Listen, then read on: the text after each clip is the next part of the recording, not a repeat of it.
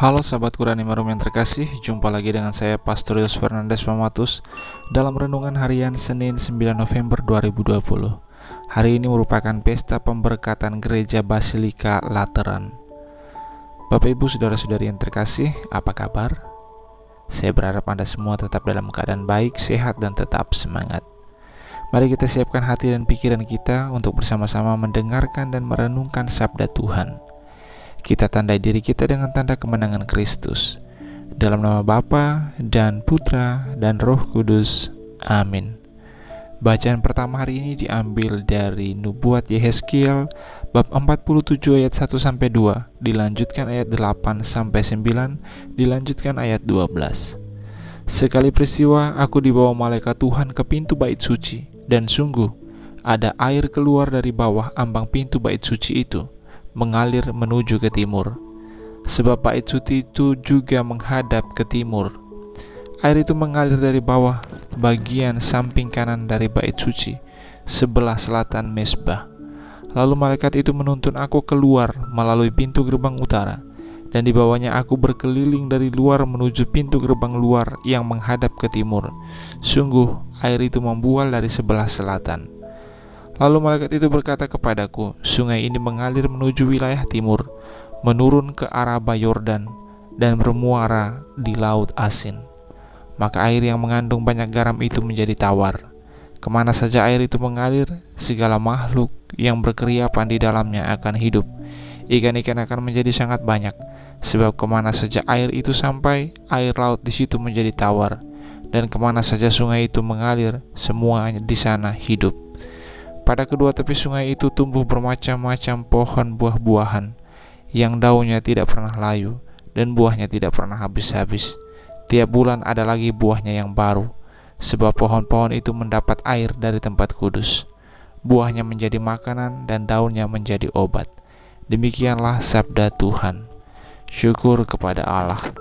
Dan bacaan kedua diambil dari surat pertama Rasul Paulus kepada jemaat di Korintus. Saudara-saudara, kamu adalah ladang Allah dan bangunannya, sesuai dengan kasih karunia Allah yang dianugerahkan kepadaku. Aku sebagai seorang ahli bangunan yang cakap telah meletakkan dasar, dan orang lain membangun terus di atasnya.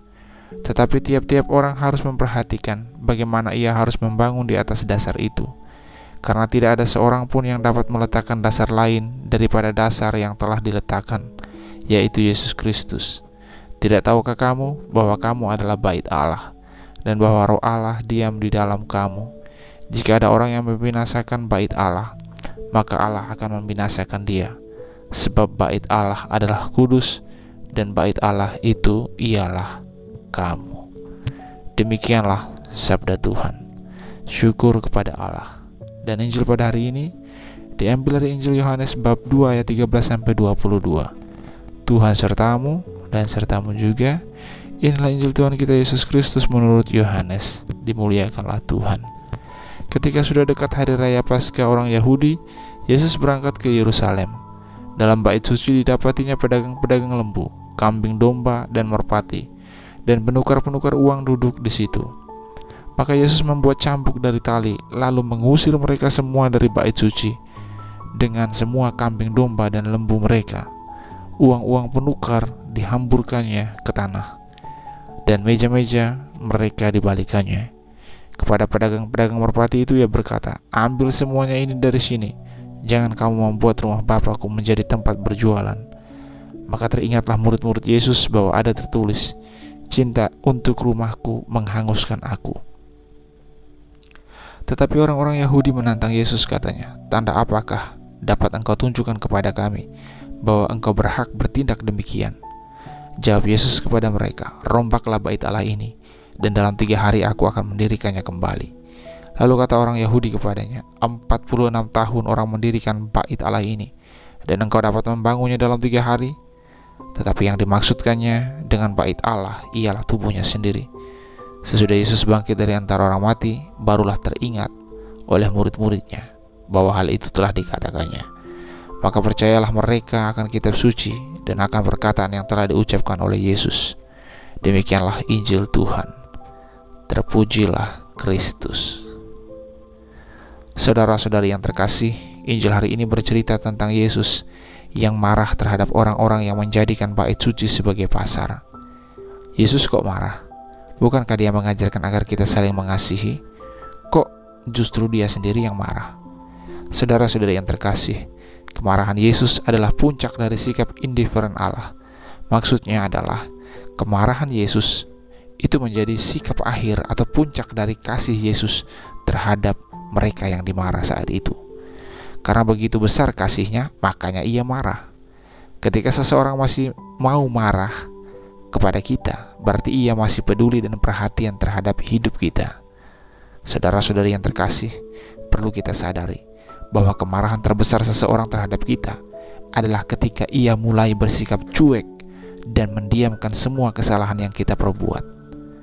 Maka kita bisa mengerti bahwa ketika Yesus memarahi para pedagang dan para penukar uang, saat itu juga Yesus menunjukkan kasih-Nya yang paling tinggi kepada mereka. Yesus tidak ingin mereka larut dalam kekeliruan yang fatal. Yesus peduli terhadap mereka. Yesus perhatian terhadap kebaikan dan keselamatan mereka. Mengapa itu fatal?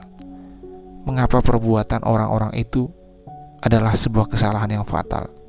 Karena mereka menjadikan tempat yang seharusnya menjadi tempat untuk bertemu dan berbicara dengan Tuhan menjadi pasar, menjadi tempat berjualan, tempat untuk mempersembahkan kurban yang membawa keselamatan dan penghapusan dosa. Justru mereka jadikan tempat untuk berjualan. Ini adalah suatu kekeliruan, suatu kesalahan yang fatal. Saudara-saudari yang terkasih, kalau tidak hati-hati, kita pun bisa saja bersikap seperti orang-orang yang hari ini diceritakan dalam Injil dimarahi oleh Yesus. Bisa jadi rumah Tuhan kita jadikan sebagai tempat untuk mencari keuntungan. Atau mungkin saja kita tidak berjualan di dalam gereja, tetapi tidak jarang bahwa kita menjadikan atau memperlakukan rumah Tuhan tidak sebagaimana mestinya. Gereja yang semestinya menjadi tempat perjumpaan dan percakapan dengan Tuhan malah dijadikan tempat perjumpaan dan percakapan dengan sesama semata.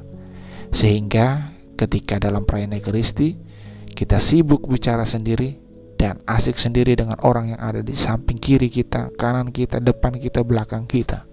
Saudara-saudari yang terkasih, bisa juga ketika berada dalam gereja bukannya berbicara dengan Tuhan, malah asik sendiri dengan HP, balas chat, nge-game, dan lain-lain.